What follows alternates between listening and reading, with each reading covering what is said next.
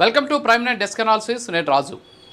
వక్ఫ్ బోర్డుకి సంబంధించినటువంటి బిల్లు రాజ్యసభలో చర్చకు వచ్చింది. ఈ రాజ్యసభలో చర్చకు వచ్చి ఓటింగ్ జరిగింది.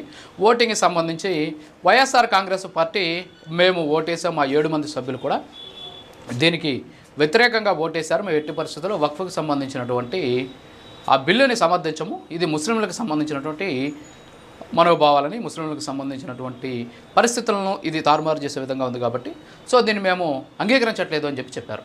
అయితే ఇక్కడ రాజ్యసభలో జరిగినటువంటి ఓటింగ్లో వైఎస్ఆర్ కాంగ్రెస్ పార్టీ వ్యవహరించినటువంటి తీరు, అక్కడ వచ్చినటువంటి ఓట్లు, వీటన్నిటిని కూడా చూస్తే వైఎస్ఆర్ కాంగ్రెస్ పార్టీ డబల్ గేమ్ ఆడుతోంది అనేసి తెలుగుదేశం పార్టీ ఆరోపిస్తోంది. దానికి తగ్గట్టుగా కొంత బలమైనటువంటి వాదన కూడా వ్యక్తమవుతుంది. ఎందుకంటే పార్లమెంటుకి సంబంధించి బిల్లులు వచ్చినప్పుడు, కీలకమైనటువంటి బిల్లులు వచ్చినప్పుడు ఓటింగ్ నిర్వహిస్తారు. ఈ ఓటింగ్లో ఎస్ నో అనేసి ఉంటుంది. అంటే ఎవరు అనుకూలం, ఎవరు ప్రతికూలం, ఎవరు తటస్థం అనేటటువంటి అంశాలు అనే దాని మీద కూడా దీనికి ఉంటుందన్నమాట. దీనికి ఓటేసేటప్పుడు వాళ్ళకి ఎలక్ట్రానిక్ ఓటింగ్ పద్ధతి ఉంటుంది. ఎవరు ఓటేస్తున్నారు ఏంటి అనేది తెలియదు. జస్ట్ వాళ్ళ దగ్గర ఒక బజర్ ఉంటుంది, దాన్ని నొక్కుతారు, నొక్కితే ఓటు పడిపోద్ది. ఒకవేళ అలా కొంతమందికి టెక్నికల్గా తెలియకపోతే ఏం చేస్తారంటే వాళ్ళకి స్లిప్పులు ఇస్తారు. ఎస్ అయితే గ్రీన్ స్లిప్పు, నో అయితే రెడ్ స్లిప్, 2 స్లిప్పులు ఇస్తారు. వాళ్ళు అందులో ఒక స్లిప్ వేయాల్సి ఉంటుంది. రెడ్ కానీ వేస్తే అది నో అని అర్థం, గ్రీన్ కానీ వేస్తే అది ఎస్ అని అర్థం. దాంట్లో ఎక్కడ పేర్లు కానీ వాళ్ళ వివరాలు కానీ ఏముండవు. జస్ట్ స్లిప్ ఇస్తారు, స్లిప్ ఎత్తుకొని పోయి అందులో వేస్తారు, ఏదో సీరియల్ నెంబర్ ఉంటుంది అంతే. అయితే నిన్న జరిగినటువంటి రాజ్యసభకు సంబంధించినటువంటి ఈ ఓటింగ్ దానికి సంబంధించి 7 మంది మేము వ్యతిరేకంగా ఓటేసామని చెప్పేసి వైఎస్ఆర్ కాంగ్రెస్ పార్టీ ప్రకటించింది. వాస్తవంగా లెక్కలు కానీ చూస్తే చాలా దారుణంగా ఉంటుంది. అంటే ఏంటంటే ఖచ్చితంగా ఇక్కడ లెక్కలు చూడాలి. ఎవరు ఓటేశారు అనేది స్పష్టంగా తెలియదు కాబట్టి కొన్ని లెక్కలు రాయాలి. కొంతమంది మీడియా సంస్థలు, పబ్లికేషన్స్ వీళ్ళంతా కూడా వాళ్ళకు ఉన్నటువంటి పరిధిలో వాళ్ళకు ఉన్నటువంటి సమాచారం రాస్తున్నారు.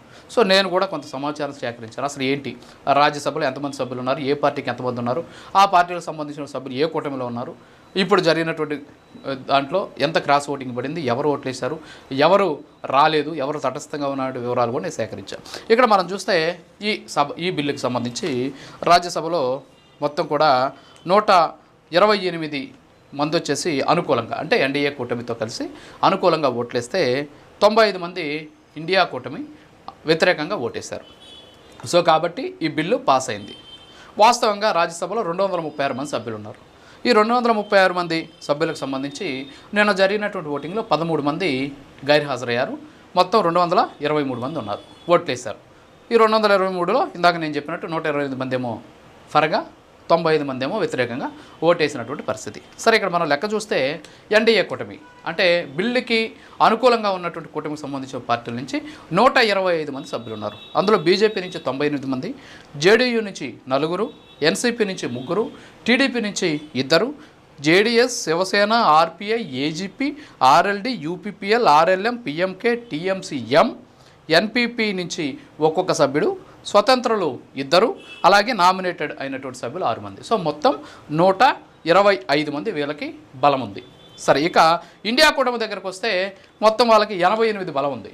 ఈ 88 మంది ఎవరంటే కాంగ్రెస్ నుంచి 27, తృణమూల్ కాంగ్రెస్ నుంచి 13, డిఎంకే 10, ఆమ్ ఆద్మీ పార్టీ 10, ఎస్పీ 4, ఆర్జేడీ 5, జేఎంఎం 3, సిపిఎం 4, సిపిఐ 2, ఐయుఎంఎల్ 2, ఎన్సీపీ శరద్ పవార్ వర్గం 2, అలాగే శివసేన ఉద్ధవ్ ఠాక్రే వర్గం 2, అలాగే ఎండిఎంకేకి సంబంధించినటువంటి సభ్యులు 1, కేసీఎం పార్టీకి సంబంధించినటువంటి 1, స్వతంత్రులు 1. వీళ్ళంతా కలిసి 88 మంది సభ్యులు ఉన్నారు. అయితే ఇక్కడ తటస్థులుగా ఒక 23 మంది ఉన్నారు. ఎవరు ఆ తటస్థులు అంటే వైఎస్ఆర్ కాంగ్రెస్ పార్టీ నుంచి 7 మంది, బీఆర్ఎస్ నుంచి 4, బిజు జనతాదళ్ నుంచి 7 మంది, అన్నాడీఎంకే నుంచి 4, బీఎస్పీ నుంచి 1. వీళ్ళంతా కూడా 23 మంది ఉన్నారు. ఇక్కడ ఏముంది, ఎన్డీఏకి 125 ఉంది, అలాగే ఇండియా కూటమికి 88 ఉంది. తటస్థులు 23 మంది ఉన్నారు, 13 మంది హాజరు కాలేదు. తటస్థుల నుంచి 13 మంది హాజరు కాలేదు కాబట్టి ఇక మిగిలింది 10 మంది. ఈ 10 మందిలో 3 ఎన్డీఏకి వేశారు. అంటే 125 ఉంది కదా, 125 ప్లస్ 3 128 తోటి అక్కడ పాస్ అయింది బిల్లు. ఇక్కడ 88 ఉంది, అది నోకి 95 దాకా వచ్చింది కాబట్టి ఇక్కడ ఒక 7 మంది దానికి వేశారు. లెక్క సరిపోయింది. 13 మంది గైర్హాజరయ్యారు. మిగిలిన 10 మందిలో 3 అనుకూలంగా వేశారు, 7 వ్యతిరేకంగా వేశారు. ఈ వ్యతిరేకంగా వేసుకున్నటువంటి ఆ 7 మంది మేమే అని చెప్పేసి వైఎస్ఆర్ కాంగ్రెస్ పార్టీ బలంగా వాదిస్తోంది. నిజంగా 7 మంది వాళ్ళే అయితే ఇంకో పక్క బీఆర్ఎస్ పార్టీ ఏముంటుంది, అక్కడ వ్యతిరేకంగా వేసినటువంటి వాళ్ళలో నలుగురు మేము ఉన్నాం అంటున్నారు. మరి నలుగురు మీరుంటే 7 మంది వాళ్ళు ఉంటే ఇక్కడ 88 కాదు కదా ఉండాల్సింది. ఇప్పుడు ఇందాక నేను చెప్పినట్టు 95 కాదు, 95కి మించి ఇంకొక 4 అడిషనల్గా ఉండాలి. అంటే దాదాపు ఒక 99 వరకు ఉండాలి. బిజు జనతాదళ్ నుంచి కూడా ఒక ముస్లింకి సంబంధించినటువంటి ఒక రాజ్యసభ సభ్యుడు ఉన్నాడు. సో ఆయన కూడా ఖచ్చితంగా వ్యతిరేకంగా ఓటేస్తానని చెప్తున్నాడు. మరి ఆయన అలా ఓటేస్తే మరి అది ఎక్కడ అయినట్టు? మిగతా వాళ్ళు గైర్హాజరయ్యారు, ఓకే. మరి వీళ్ళు ఏం చేశారు? అలాగే అన్నాడీఎంకే మేము పాల్గొనలేదని చెప్పింది. అలాగే బీఎస్పీ కూడా ఆల్మోస్ట్ వాళ్ళు కూడా గైర్హాజరైనటువంటి పరిస్థితి. ఇక్కడ లెక్క తేలాల్సింది ఏంది? 5 ఓట్లకు సంబంధించిన లెక్క తేలాలి. ఈ 5 ఓట్లలో ఈ ముగ్గురు ఎవరు అసలు? అంటే ఎన్డీఏ కేసిన ముగ్గురు ఎవరు అనే దాని మీద లెక్క తేలాల్సి ఉంది. అయితే ఇక్కడ ఏంటంటే పరిమళ్ నత్వాని అని చెప్పేసి వైఎస్ఆర్ కాంగ్రెస్ పార్టీకి సంబంధించినటువంటి రాజ్యసభ సభ్యుడు ఒక ఆయన ఉన్నాడు. ఆయన ఎవరంటే బీజేపీ మూలాలు ఉన్నటువంటి వ్యక్తి, అలాగే అమిత్ షాకి దగ్గర, అలాగే అంబానీకి దగ్గర అయినటువంటి వ్యక్తి. సో అతను అప్పుడు వాళ్ళ సిఫార్సు మేరకు ఆయనకి అవకాశం ఇచ్చారు. సో ఆయన నిన్న ఓటేసి ఉండొచ్చు. సో ఆయన అమిత్ షా ఒత్తిడితోటి ఓటేశాడేమో అనేసి కొంతమంది వైఎస్ఆర్ కాంగ్రెస్ పార్టీ నేతలు చెప్తున్నారు. మరి ఒకవేళ ఆయన అలా ఓటేసి ఉంటే మీరు ఇలా మేము ఇది ఇచ్చాము విప్పిచ్చామని మీరే చెప్తున్నారు కదా, మరి విప్పును ధిక్కరించినటువంటి పరిమళ్ నత్వానిని మీరు అనర్హుడిగా ప్రకటిస్తారా? మీరే చెప్తున్నారు మేము విప్పు జారీ చేసాం అంటున్నారు. మరి విప్పు జారీ చేసినటువంటి మీలోనే ఒకరు అటు వేశారు, ఆయన పరిమళ్ నత్వాని అంటున్నారు. మరి పరిమళ్ నత్వాని మీరు ఇచ్చినటువంటి విప్పును ధిక్కరించారు కాబట్టి మీరు ఆయన్ని డిస్క్వాలిఫై చేస్తారా? డిస్క్వాలిఫై చేయమని స్పీకర్ని అడగగలరా అంటే సమాధానం లేనటువంటి పరిస్థితి. సో గతంలో కూడా మనం చూసాం, ఎన్ని బిల్లులు వచ్చినా కూడా దాదాపు అన్ని బిల్లులకి లోపలేమో మద్దతు ఇస్తారు, బయటేమో మేము వ్యతిరేకం అంటారు. సో ఈ విధంగా రకరకాలైనటువంటి పరిస్థితులు వైఎస్ఆర్ కాంగ్రెస్ పార్టీ చేస్తుంది. సో వైఎస్ఆర్ కాంగ్రెస్ పార్టీ ఒకసారి అధికారంలోకి వచ్చింది, రాష్ట్రంలో ఉన్నటువంటి ప్రజల ఆదరాభిమానాలు చూరుకున్నారు, 40% ఓటింగ్ వచ్చింది, సీట్ల సంఖ్య 11కి పడిపోయింది. అయినా సరే 40% ఓటు బ్యాంక్ ఉంది మీకు.